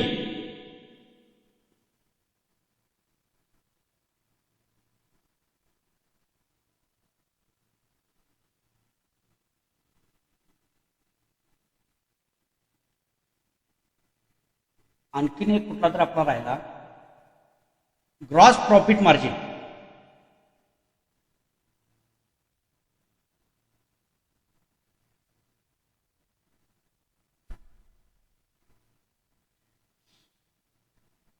3. जरासा प्रॉब्लेम करतोय.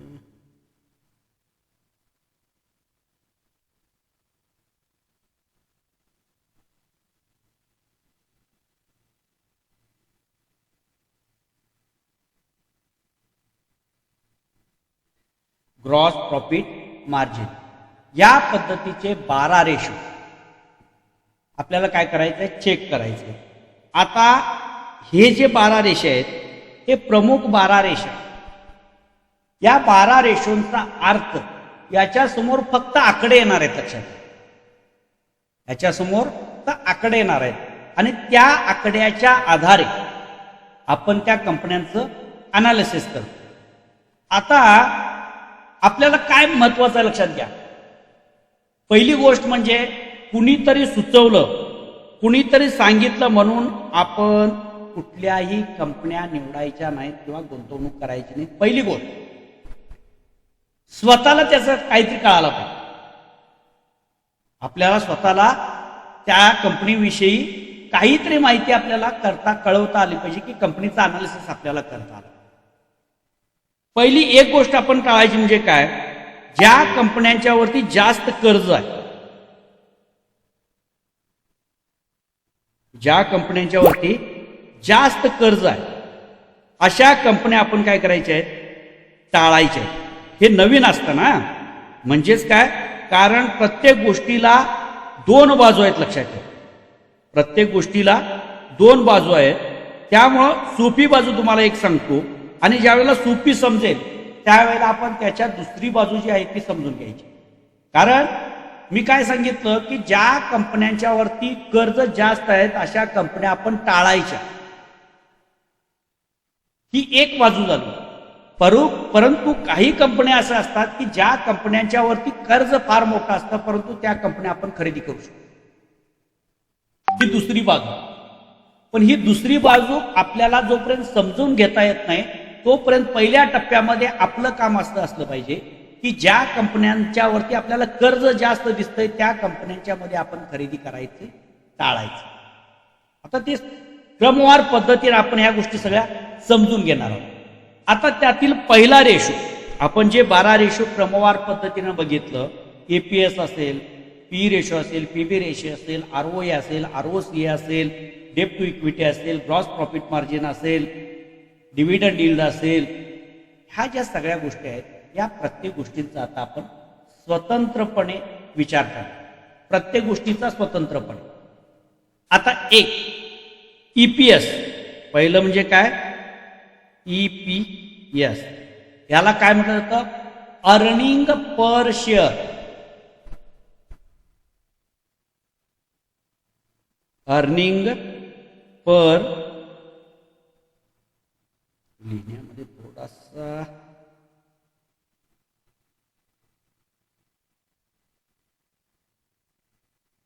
अर्निंग पर शेअर म्हणजे कंपनी जे कॅपिटल उभा केलेलं आहे, कंपनीचे एकूण शेअर्स, म्हणजे कंपनीचा एकूण जो नफा आहे, तो नफा कंपनीचे एकूण जे शेअर्स आहेत त्यांच्यामध्ये विभागणी केल्यानंतर जे गुणोत्तर येतं तो म्हणजे एपीएस. म्हणजे कंपनीनं जो नफा मिळवलेला आहे तो नफा प्रत्येक शेअरच्या पाठीमागे किती प्रमाणामध्ये नफा कमवलेला आहे हे सांगण्याचं काम एपीएस करतं. काय करतं? प्रत्येक शेअरच्या पाठीमागं कंपनी नफा किती कमवते हे सांगण्याचं काम कोण करतं? EPS, earning per shares. आता हे सगळं विश्लेषण नाही समजलं आणि याच्यावरती आपण फक्त काय बघितलं की एपीएसचा आकडा जरी आपल्याला समजून घेता आला तरी आपल्याला पुष्कळ आहे. फक्त समजून घेताना आपण डिटेलमध्ये समजून, म्हणजे याच्यावरून काय कळतं? एपीएस मुळे आपल्याला कंपनी किती प्रॉफिटेबल आहे, किती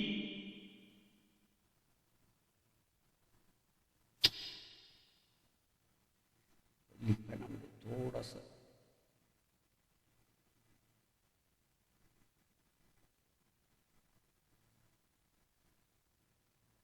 कंपनी किती प्रॉफिटेबल आहे हे आपल्याला कशावरून कळतं? Earning per share. म्हणजे कंपनी जो नफा कमवते तो नफा कंपनीचे जे एकूण शेअर्स आहेत त्या शेअर्समध्ये ज्यावेळेला आपण विभागणी करतो त्यावेळेला प्रत्येक शेअरच्या पाठीमागे कंपनी किती नफा कमवते याचं उत्तर आपल्याला मिळतं. त्यालाच काय म्हटलं जातं? एपीएस म्हटलं जातं. एपीएस मुळे कंपनीच्या शेअर्सची क्वालिटी तपासण्यासाठी उपयोग होतो. एपीएसच्या आधारे कंपनीची क्वालिटीचा जो शेअर्स खरेदी करतो आपण त्या शेअर्सची क्वालिटी तपासण्यासाठी आपल्याला उपयोग होतो. एपीएसचा कसा वाटतो? कंपनीच्या शेअर्सची क्वालिटी, कंपनीच्या शेअर्सची क्वालिटी तपासण्यासाठी आपल्याला एपीएसचा उपयोग होतो. आणखीन याच्यासाठी याच्यावरून पीई रेशो काढण्यासाठी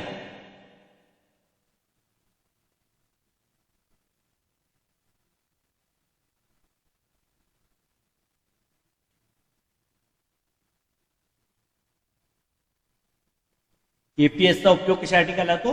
पीई रेशो करण्यासाठी. आता हा पीई रेशो काय आहे तर पुढचा भाग आहे. बऱ्याच वेळेला म्हणजे बऱ्याच लोकांना माहिती आहे की पीई रेशो बघून कंपनीची खरेदी करावी असा एक सामान्य रूल आपल्याला मार्केटमध्ये पाहायला मिळतो किंवा जास्त ऐकायला की एखाद्या कंपनीची खरेदी करायची असतील, शेअर्स खरेदी करायचे असतील तर काय बघायचं तर कंपनीचा पीई रेशो बघावा असं सगळ्यात प्रामुख्यानं सांगितलं जातं. तो पीई रेशो काढण्यासाठी आपल्याला कशाचा उपयोग होतो? या एपीएसच्या आधारे पीई रेशो काढला. आता ईपीएसचा अर्थ कसा लावायचा तर ज्या कंपनीचा ईपीएस जास्त आहे, ईपीएस जास्त कंपनी चांगली.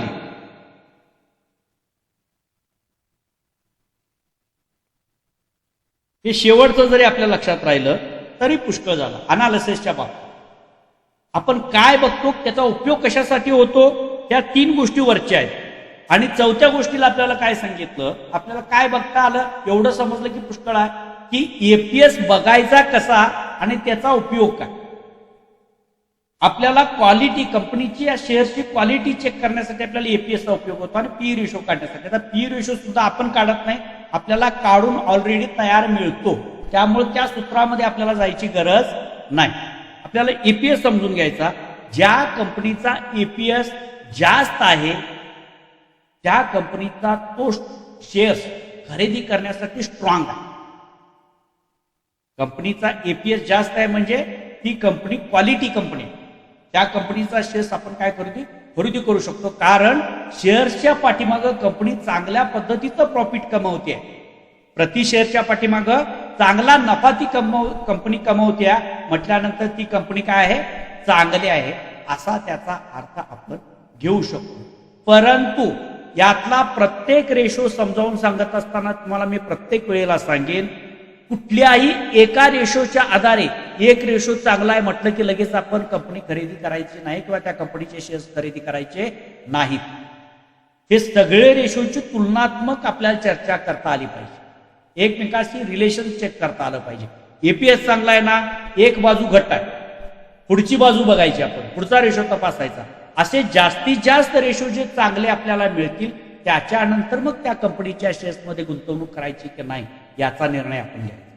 हा झाला ईपीएस, अर्निंग पर शेअर, म्हणजे कंपनी एका शेअरच्या पाठीमागे किती नफा कमवते हे सांगण्याचं काम एपीएस करतं. अर्थ असा लावायचा, ज्या कंपनीचा एपीएस जास्त आहे ती कंपनी म्हणजे प्रॉफिटेबल कंपनी आहे, स्ट्रॉंग कंपनी आहे, त्या कंपनीचा शेअर्स खरेदी करायला हरकत नाही असा एक निष्कर्ष आपण एका रेशोच्या माध्यमातून काढला. आता पुढं दुसरा रेशो आला, पी रेशो. याला काय म्हटलं जातं, प्रॉफिट अर्निंग रेशो. याला काय म्हटलं जातं, प्रॉफिट अर्निंग रेशो. तुम्हाला फार किचकटमध्ये घेऊन जाता मी तुम्हाला सांगेन, पी रेशो ज्यावेळेला आपण बघतो याचा आकडा बघतो, प्रत्येक ठिकाणी आपल्याला आकडे बघायचे, तिथं तुम्हाला आकडे सांगत नाही, पुढे जाऊन आपण सांगणार आहोत. फक्त आता त्या रेशोचा अर्थ काय आहे आणि आपण तो कसा समजावायचा आणि आपण शेअर्स खरेदी करताना त्याचा अर्थ काय निघतो एवढं समजून घ्यायचं. आता पी रेशो म्हणजे काय, पी रेशो म्हणजे एखाद्या कंपनीचा शेअर खरेदी करण्यासाठी स्वस्तामध्ये मिळतो आहे की महागामध्ये, म्हणजे व्हॅल्युएशन समजण्यासाठी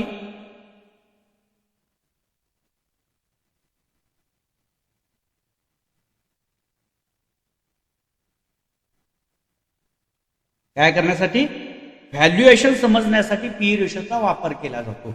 थोडक्यात काय, शेअर्स स्वस्तात मिळतो की महागा, म्हणजे तुम्ही ज्या कंपनीचा शेअर्स खरेदी करता आहात मार्केटमध्ये त्या शेअरची जी किंमत चालू आहे ती त्या शेअरची किंमत खरेदी करण्यासाठी योग्य आहे की नाही. म्हणजे कंपनी चांगली आहे परंतु त्या कंपनीचा शेअर जर खूप महागामध्ये गेलेला असेल, वाढलेला असेल, तर तुम्ही खरेदी करणार का. म्हणजे तुम्ही एखाद्या कंपनीचा शेअर्स खरेदी करण्यासाठी किती रुपये गुंतवणार आहात हे आपल्याला पी रेशोच्या आधारे समजतं. कंपनीमध्ये 1 रुपया कमावण्यासाठी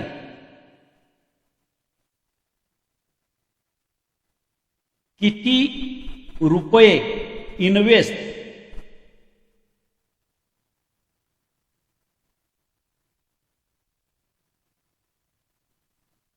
हे समजतं. म्हणजे जितका समजा एकाचा पी रेशो 20 आहे म्हणजे 1 रुपये कमवण्यासाठी तुम्हाला 20 रुपये गुंतवावे लागतात. पी रेशो एका कंपनीचा एक्स या कंपनीचा पी रेशो किती आहे, 20 आहे. म्हणजे 1 रुपये कमवण्यासाठी तुम्हाला 20 रुपये त्या ठिकाणी गुंतवावे लागणार आहे असा त्याचा. समजा एखाद्या कंपनीचा वा या कंपनीचा पी किती आहे, 200 आहे, तर 1 रुपये कमवण्यासाठी तुम्हाला किती रुपये गुंतवावे लागणार आहेत, 200 रुपये गुंतवावे लागणार आहेत. म्हणजे 1 रुपये कमवण्यासाठी 20 रुपये गुंतवणे स्वस्ताचं आहे का 1 रुपये कमवण्यासाठी 200 रुपये गुंतवणे स्वस्ताचं आहे. सारा अर्थ तुमच्या लक्षात येईल. म्हणजे ज्या कंपनीचा पी रेशो जास्त आहे त्या कंपनीचा शेअर्स महाग आहे असं आपण म्हणू शकतो, आणि ज्या कंपनीचा पी रेशो कमी आहे त्या कंपनीचा शेअर्स खरेदी करण्यासाठी स्वस्तामध्ये उपलब्ध आहे असा त्याचा अर्थ होतो. एक भाग झाला. लक्षात घ्या, इथं थोडस समजून घेण्याचा भाग आहे. काय समजून घेण्याचा भाग आहे? आपण बघितलं, आपण खरेदी शेअर मार्केटमध्ये कशात करायची आहे? स्वस्तामध्ये खरेदी करणं आणि महागात विकणं हा आपला मेन फंड आहे. शेअर स्वस्तात खरेदी करायला मिळाला तरच आपण महागामध्ये विकून काय करू शकतो? प्रॉफिट मिळवू शकतो. हे साधारण लॉजिकचं. आता पी रेशो आपल्याला काय सांगतो? पी वरनं अर्थ काय लावला आपण? की ज्या कंपनीचा शेअर्स पी जास्त आहे म्हणजे कंपनीचा शेअर्स महाग आहे, आणि त्या कंपनीचा पी कमी आहे, पी रेशो कमी आहे म्हणजे त्या कंपनीचा शेअर्स स्वस्त आहे. आता मला सांगा, आपण डिसिजन असा घेऊ शकतो का हो? कंपनीचा शेअर्स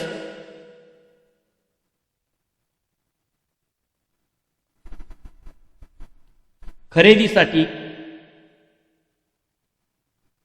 स्वस्त आहे, कंपनीचा शेअर्स खरेदीसाठी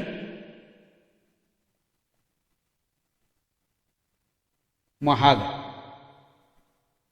ए कंपनी आहे, ही बी कंपनी. आता पी रेशो नुसार आपल्याला समजलं की ए या कंपनीचा शेअर्स खरेदी करण्यासाठी स्वस्तामध्ये आणि बी या कंपनीचा शेअर्स खरेदी करण्यासाठी महाग आहे. याच्यावरून आपण असा अर्थ लावू शकतो का की आपण ए या कंपनीचा शेअर्स खरेदी करण्यासाठी आपल्याला फायद्याचा आहे, असा आपण अर्थ लावू शकतो का? कारण बऱ्याच वेळेला शेअर्स खरेदी करता असताना पी रेशो बघून खरेदी करावं असं सांगितलं जातं, आणि पी रेशोच्या आधारावरतीच बरेच लोक शेअर मार्केटमध्ये शेअर्स खरेदी करण्याचा प्रयत्न करतात. बिगनर असतात, याची एक बाजून आपण शेअर खरेदी करतो. हे बरोबर आहे? कोण सांगेल आपल्यापैकी?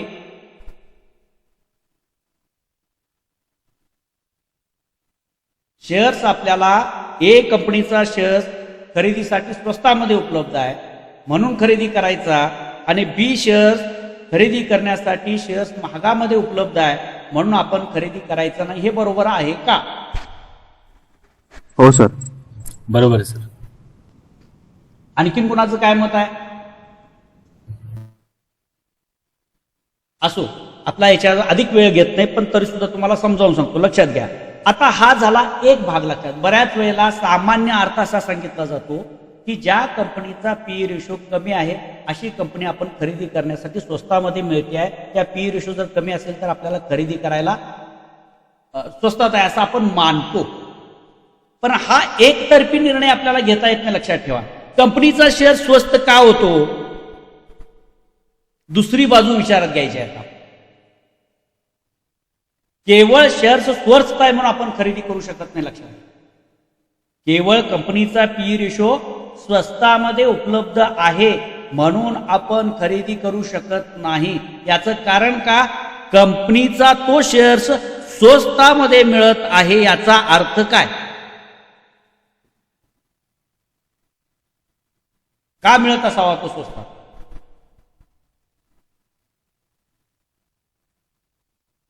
याची दुसरी बाजू मित्रांनो अशी आहे, जी कंपनी ग्रोथफुल आहे, ज्या कंपनीची प्रगती आहे, ज्या कंपनीला मार्केटमध्ये ज्या कंपनीवरती विश्वास आहे, त्या कंपनीला मागणी जास्त असते. त्या कंपनीला काय असणार आहे? मागणी जास्त असणार आहे, त्याची खरेदी जास्त असणार आहे. त्यामुळे त्या कंपनीच्या शेअर्सचे काय प्राइस काय असणार आहे? वाढलेली असणार. आणि शेअर स्वस्त का असणार आहे? तर कदाचित ती कंपनी ज्या प्रमाणामध्ये ग्रोथ करणं अपेक्षित आहे त्या प्रमाणात नसावी, असाही त्याचा अर्थ होतो. असाच अर्थ आहे असं नाही. लक्षात ठेवा, दोन्ही आहे. जो शेअर्स महागात आहे म्हणजे ती कंपनी प्रगतीपथावरच आहे असाही अर्थ होतो. आणि त्या कंपनीचा शेअर्स महाग आहे म्हणजे तो खरेदी करू नये असाही अर्थ होत नाही. याबरोबर आपल्याला दुसरी बाजू म्हणजे इतर रेशो आपल्याला बघावे लागतील. त्या कंपनीचा शेअर्स मार्केटमध्ये स्वस्तामध्ये उपलब्ध होत आहे त्याची कारण काय? त्या कंपनीमध्ये काय बॅड सेक्टर आलाय का? त्या कंपनीमध्ये काय अडचण निर्माण झालेली आहे का? त्या कंपनीच्या प्रॉफिटमध्ये काय कमी झालेली आहे का? हे सगळं आपल्याला त्या ठिकाणी आपल्याला बघावं. आणि जर इतर सगळ्या गोष्टी जर पॉझिटिव्ह असेल म्हणजे कंपनी नफा मिळवते, कर्ज वाढवते, कर्ज परतफेड म्हणजे कर्ज कमी करते, प्रॉफिट वाढवते आहे, नफा वाढवते आहे, तिचा सेल्स वाढतोय, त्या सगळ्या गोष्टी पॉझिटिव्ह आहे आणि तरी सुद्धा त्या कंपनी आपल्याला शेअर्स वाढताना दिसत नाही, स्वस्तामध्ये उपलब्ध आहे, तो शेअर्स आपण खरेदी करू शकतो. त्या कंपनीचा शेअर स्वस्तामध्ये असेल तर आपण खरेदी करू शकतो.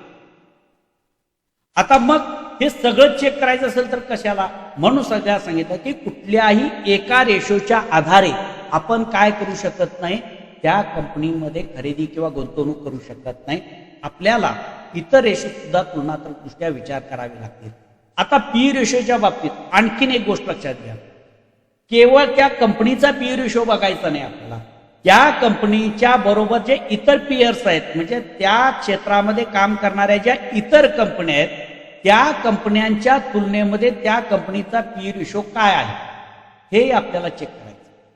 इतर कंपन्यांच्या तुलनेत त्या क्षेत्रातल्या समजा एकदा पॉवर सेक्टर मधल्या कंपन्या किंवा ऑटोमोबाईल सेक्टर मधल्या कंपनी तुम्ही बघायला लागलाय, ते एखाद्या टाटा मोटर्सच्या कंपनीचा शेअर्सचे पी रेशो बघताय आणि त्या कंपनीच्या पी रेशोची तुलना तुम्ही बँक सेक्टरमध्ये HDFC बँकेच्या कंपनीच्या शेअरची पीशी तुलना करायला लागला, चुकीचं होतं. ऑटोमोबाईल सेक्टरमध्येच काम करणाऱ्या दुसऱ्या कंपनीबरोबर तुलना करायची. सगळ्या रेशोंची जे सगळे रेशो आपण चेक करतो त्या सेक्टरमध्ये असणाऱ्या इतर कंपन्यांच्या बरोबर तुलना करायची. असो, आता इथं जो पी रेशो आपण बघतो आहोत, या पी रेशोचा अर्थ आपण काय लावायचं सांगितलं की कंपनीचा शेअर्स खरेदी करणे. आता इथं एवढंच आपण समजून घ्या की ज्या कंपनीचा शेअर्स खरेदी करण्यासाठी स्वस्तात मिळतो आहे की महागामध्ये, म्हणजे ओव्हर व्हॅल्यूड आहे की अंडर व्हॅल्यूड आहे, स्वस्तामध्ये उपलब्ध आहे की महागात उपलब्ध आहे, हे सांगण्याचं काम आपल्याला कोणता रेशो करतो? पीई रेशो करतो. याचा अर्थ आपल्याला समजला. आता हा पीई रेशो साधारणपणे किती रेंजमध्ये असावा हे आपण पुढे जाऊन समजून घेणार आहोत. किंवा पीई रेशो किती असावा म्हणजे चांगला, म्हणजे तो ओव्हर व्हॅल्यूड बी नाही आणि अंडर व्हॅल्यूड बी नाही. म्हणजेच कसं, समजा काही कंपन्यांचे पीई रेशो तुम्हाला मायनसमध्ये दिसतील, -1, याचा अर्थ काय? या कंपनी म्हणजे नफाच मिळवत नाही, ती कंपनी तोट्यात आहे म्हणून पीई रेशो तिचा -1 आहे, ती कंपनी नफाच कमवत नाही. मग आता आपल्याला -1 मध्ये मिळतो म्हणून आपण खरेदी करायचं काय? पीई रेशो कमी आहे, खूप स्वस्तात मिळतो, कारण ती कंपनी प्रॉफिटमध्येच नाही म्हणून त्या कंपनीचा पीई रेशो इतका मायनसमध्ये गेलेला आपल्याला पाहायला मिळतोय. ओके, थोडक्यात अर्थ काय? पी रेशो आपल्याला काय समजतं की कंपनीचा शेअर्स महागात आहे की स्वस्तात आहे हे आपल्याला त्या ठिकाणी समजतं आपल्याला. आता त्याच्यानंतर दुसरा पुढचा ratio PB ratio, price to book ratio किंवा price to book value, DVP म्हटलं जातं त्याला आपण, price to book value per share, price to book value. याचा सामान्य अर्थ लक्षात घ्या, कंपनीची खरी मालमत्ता म्हणजे ऍसेट किती आहे आणि कंपनीची देणी किती हे तपासण्यासाठी प्राइस टू बुक व्हॅल्यूचा वापर केला जातो. प्राइस टू बुक व्हॅल्यू याला काय म्हटलं जातं? प्राइस टू बुक व्हॅल्यू म्हणजे कंपनीचं जे ऍसेट आहे, कंपनीची जी मालमत्ता आहे, मग तिची जमीन असेल, इमारत असेल, कंपनीच्या मशिनरी ज्या असतील, हे जे ऍसेट आहे हे कंपनीचं एकूण ऍसेट आणि त्याबरोबर कंपनीची देणी, याचा जो रेशो आहे तो रेशो म्हणजे पीबी रेशो. प्राइस टू एकूण नेट मालमत्ता त्याची काय कंपनीच्या याची तुलना करून काय केली जाते? प्राइस टू बुक व्हॅल्यू काढली जाते आणि त्याच्या ते पीबी रेशो काढला जातो. पीबी रेशोचा वापर हा कंपनी ह्याच्यामध्ये सुद्धा आपल्याला काय समजतं की कंपनी स्वस्तामध्ये आहे की महागात आहे हे समजण्यासाठी आपल्याला पीबी रेशोचा वापर केला जातो. पीबी रेशो जर जास्त असेल तर कंपनीची प्राइस किंवा कंपनीच्या शेअर्सची प्राइस महाग आहे आणि पीबी रेशो जर कमी असेल तर कंपनीचा शेअर स्वस्तामध्ये उपलब्ध आहे असा त्याचा अर्थ. पीबी रेशोचा फक्त इतकाच अर्थ. खूप खोलात आपल्याला जायचं नाही, फक्त त्याचे रेशो आपल्याला समजून घ्यायचा आणि त्याचा अर्थ कसा लावायचा. आता पीबी रेशोचा वापर कसा करायचा परत सांगतो. जसं तुम्हाला सांगितलं ईपीएसचा वापर आपण कसा करायचा, काय अर्थ काढायचा, पी रेशोचा अर्थ काय काढायचा, तसं आता पीबी रेशो म्हणजे प्राइस टू बुक व्हॅल्यू म्हणजे कंपनीची मालमत्ता काय आहे आणि कंपनीची देणी किती आहे यांचा जो रेशो आहे तो रेशो म्हणजे पीबी रेशो. मग हा पीबी रेशो कमी असेल तर काय म्हणायचं आणि जास्त असेल तर काय म्हणायचं. हा सुद्धा कंपनीची व्हॅल्यू किंवा शेअरची व्हॅल्यू सांगण्याचं काम करते. पीबी रेशो जर जास्त असेल तर शेअर्स काय म्हणायचा आहे, तो शेअर्स महाग आहे. पीबी कमी असेल शेअर्स स्वस्तात उपलब्ध आहे.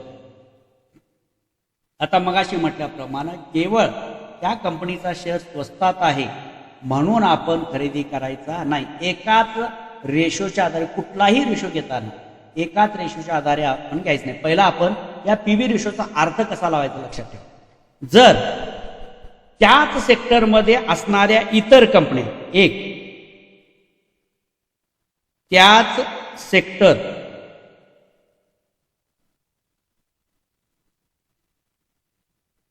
असणाऱ्या इतर कंपन्यांशी तुलना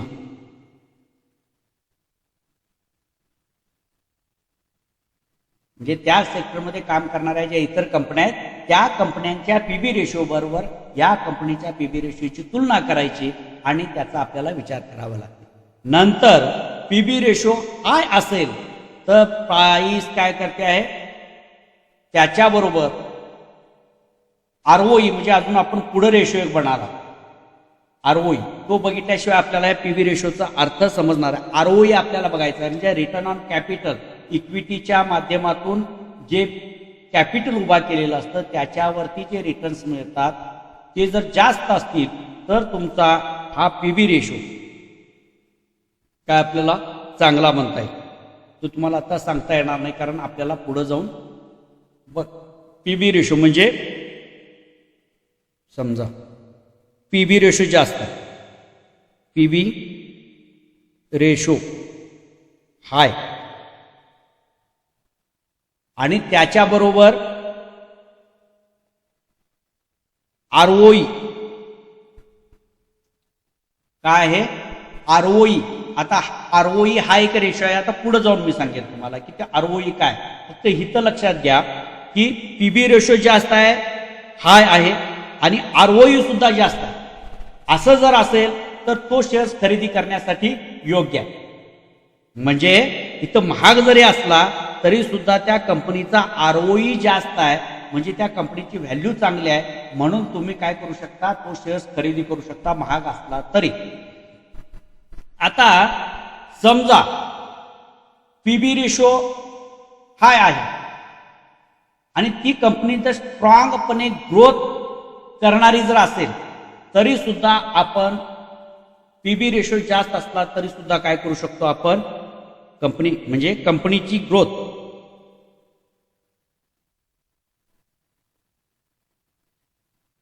चांगली आहे. पीबी हाय असला तरी चालतो.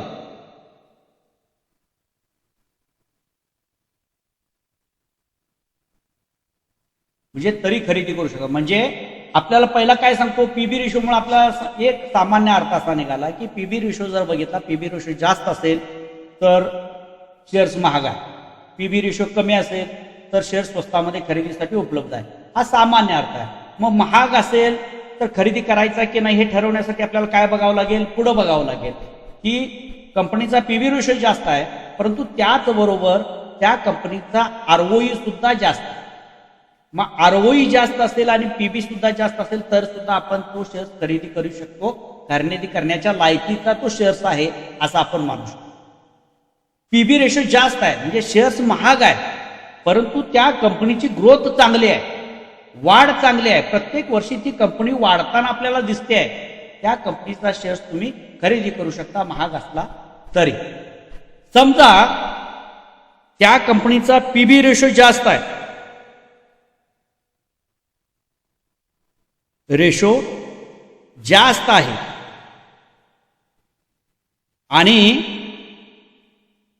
कंपनीवरती कर्ज जास्त आहे, डेट टू इक्विटी रेशो जो आहे तो पुढे जाऊन बघणार आहोत आपण, तो जास्त आहे, तर त्या कंपनीची खरेदी करत असताना, त्या कंपनीचा शेअर खरेदी करत असताना आपल्याला सावधानता बाळगावी. शेअर्स मुळात महाग आहे आणि महाग आहे म्हणून म्हणजे पीबी रेशो जास्त आहे म्हणजे खरेदी करण्यासाठी एक तर ऑलरेडी महाग आहे आणि दुसऱ्या बाजूला बघितलं तर त्या कंपनीवरती कर्ज आहे.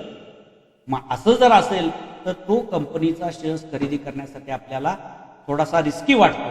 असं म्हणून त्याच्यामध्ये आपण थोडीशी सावधगिरी बाळगायला हरकत नाही. त्या पीबी रेशोचा अर्थ आपण अशा पद्धतीनं लावू शकतो. आता पुढचा रेशो आपल्याला बघायचा.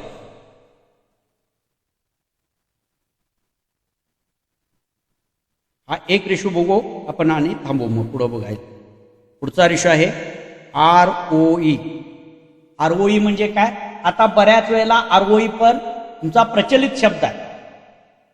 आरओईच्या बाबत बऱ्याच लोकांना माहिती आहे, पण तरी सुद्धा सांगतो. आरओई म्हणजे काय? Return on equity. याच्यातच याचं उत्तर किंवा सूत्र लपलेलं आहे. रिटर्न ऑन इक्विटी म्हणजे कंपनी शेअर्सच्या पाठीमागं किती नफा कमवते. कंपनीनं जे कॅपिटल उभा केलेलं आहे, एखादी कंपनी एक्सपांड करण्यासाठी, विस्तार करण्यासाठी किंवा कंपनी स्थापन करण्यासाठी, तिची ग्रोथ वाढवण्यासाठी कंपनीनं जे भांडवल उभं केलेलं आहे, जे कॅपिटल जमा केलेलं आहे, ते कॅपिटल शेअर्सच्या माध्यमातून जे जमा केलेलं कॅपिटल आहे, त्या कॅपिटलवरती किंवा त्या कॅपिटलचा उपयोग करून कंपनी किती नफा कमवते हे सांगण्याचं काम आरओई करते. काय करते? कंपनी शेअर्सच्या माध्यमातून, तुम्ही आम्ही जे शेअर्स खरेदी करतो त्या शेअर्सची प्राइस कंपनीला गेलेली असते किंवा त्या कंपनीची ते शेअर्स विकून कंपनीनं शेअर्स पैसे मिळवलेले असतात. त्या पैशाचा उपयोग करून कंपनी जो नफा मिळवते ते प्रत्येक शेअरच्या पाठीमागे कंपनी किती पद्धतीचा नफा मिळवते किंवा चांगल्या पद्धतीचा नफा मिळवते की नाही हे सांगण्याचं काम आरओई करते. रिटर्न ऑन इक्विटी म्हणजे शेअरच्या आधारावरती उभं केलेल्या कॅपिटलवरती कंपनी किती नफा कमवते हे आपल्या आरओईच्या सहाय्यानं समजतं. म्हणजे आरओई जितका जास्त तितकी ती कंपनी चांगली, म्हणजे कंपनीचं व्हॅल्युएशन सांगण्याचं काम काय करते? आरओई. कंपनीचं व्हॅल्युएशन, कंपनी किती चांगली आहे. गुंतवणूकदारांनी त्या कंपनीमध्ये टाकलेला जो पैसा आहे, गुंतवलेला जो पैसा आहे, त्या पैशावरती कंपनी किती रिटर्न्स मिळवते, किती रिटर्न्स देते हे सांगण्याचं काम आरओई. हे सांगण्याचं काम काय करते? आरओई. Return on equity.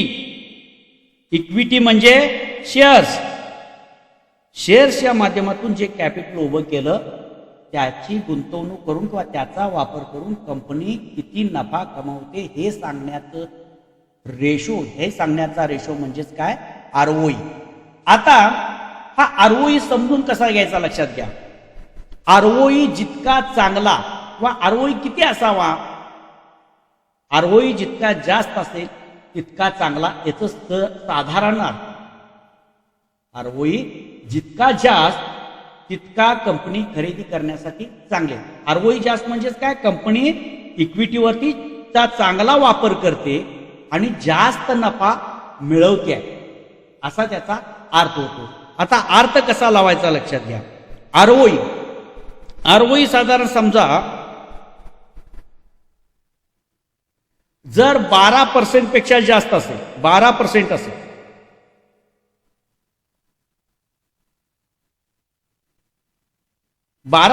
पेक्षा कमी समजा, पहिला आपण कमी घेऊ म्हणजे किती, कमीत कमी 12 असावा असं म्हणतो आपण. 12% कंपनीचा आरओई 12% पेक्षा कमी म्हणजे कंपनी कमजोर.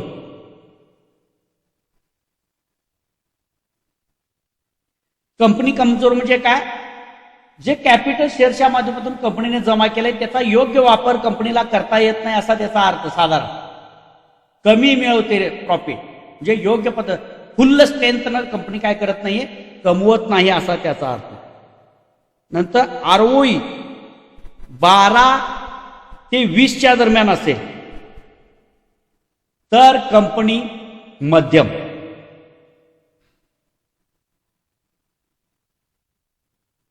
म्हणजे बऱ्यापैकी कंपनी काय करते, रिटर्न मिळवते मध्यमपैकी. आणि 20 पेक्षा जास्त जर कंपनीचा आरओई समजा जर 20% पेक्षा जास्त असेल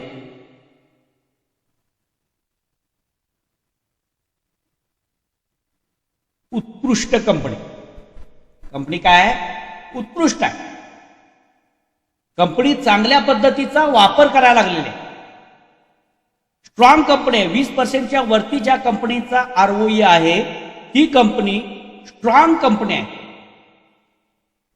पण हा आरओई हा कॉन्स्टंट असला पाहिजे, म्हणजे प्रत्येक वर्षी त्या कंपनीचा आरओई वाढताना दिसला पाहिजे. आपल्याला मागील 3-4 वर्षाच्या 5-6 वर्ष त्या कंपनीचा सातत्यानं आरओई हा वाढताना दिसतोय.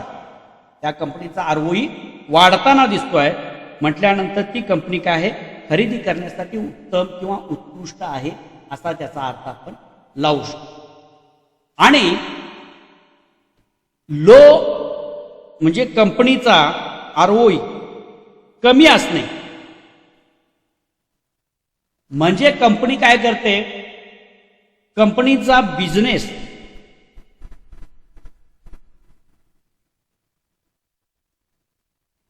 व्यवस्थित नाही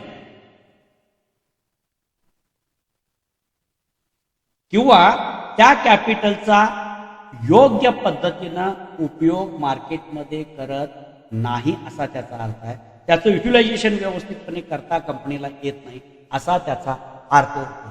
म्हणजे आरओईच्या माध्यमातून ज्या वेळेला आपण लॉंग टर्मसाठी गुंतवणूक करतो त्यावेळेला आपल्याला आरओई हा बघावाच लागतो. कारण की जर कॉन्स्टंटपणे वर्षानुवर्षे त्या कंपनीचा आरओई हा चांगला वाढताना दिसत असेल तर ती कंपनी वर्षानुवर्षे चांगला परफॉर्मन्स देते आहे. शेअर्सच्या माध्यमातून इक्विटीच्या माध्यमातून जे कॅपिटल जमा केलेलं आहे त्या कॅपिटलवरती चांगल्या पद्धतीचे रिटर्न्स कंपनी देते आहे असा त्याचा अर्थ होतो. अशा कंपनीच्या शेअर्समध्ये गुंतवणूक करणे आपल्याला फायदेशीर ठरते असा त्याचा अर्थ होतो. परंतु केवळ कंपनीचा आरओई चांगला आहे एवढंच आपण बघितलं आणि त्या कंपनीचा शेअर्स खरेदी केला तर आपला निर्णय चुकीचा ठरू शकतो. आपल्याला इतर रेशोची सुद्धा तुलना करायची आहे. इथपर्यंतचा भाग आज आपण थांबूया. समजला का? याच्यातलं एक 5-10 मिनिटांमध्ये आपल्याला कोणाला काही शंका असतील तर विचारा. अनम्यूट करा. मॅम आपल्याला कुणाला विचारायचं असेल तर सांगा. सर आपल्यापैकी कुणाला काही शंका असतील तर सांगा. शिकवलेला भाग समजतो आहे का?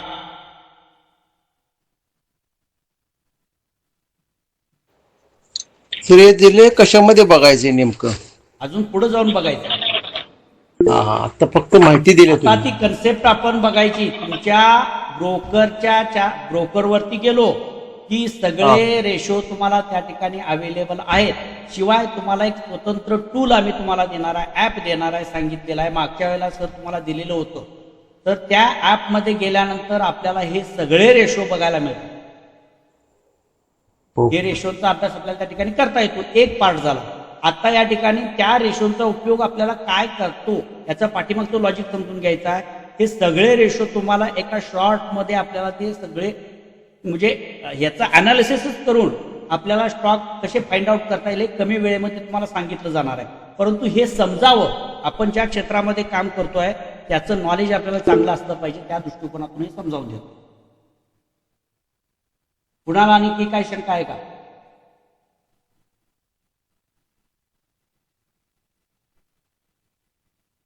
काय जास्त होतंय असं काय वाटतं का तुम्हाला?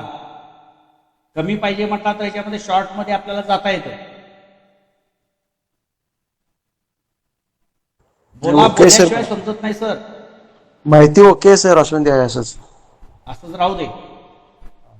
आणखीन बाकीच्यांनी बोला. हो असू दे सर. हा, समजतंय काय सुप्रिया मॅम?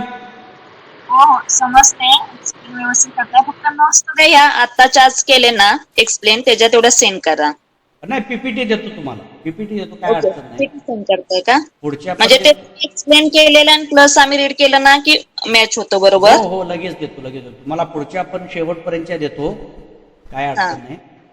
पुढचं थोडस हो, वाचून पण घ्या ते, हा काय अडचण नाही. चालेल. पण शिकवलेला भाग समजतो का थोडा? हो समजतो. काय त्याचं छान जास्त करताय. विश्लेषण, जास्त रिपिटेशन असं काय होतं का? या पद्धतीनं जाऊया. नाही ओके आहे, स्पीड आपला तुमचा समजतं सगळ्यांना.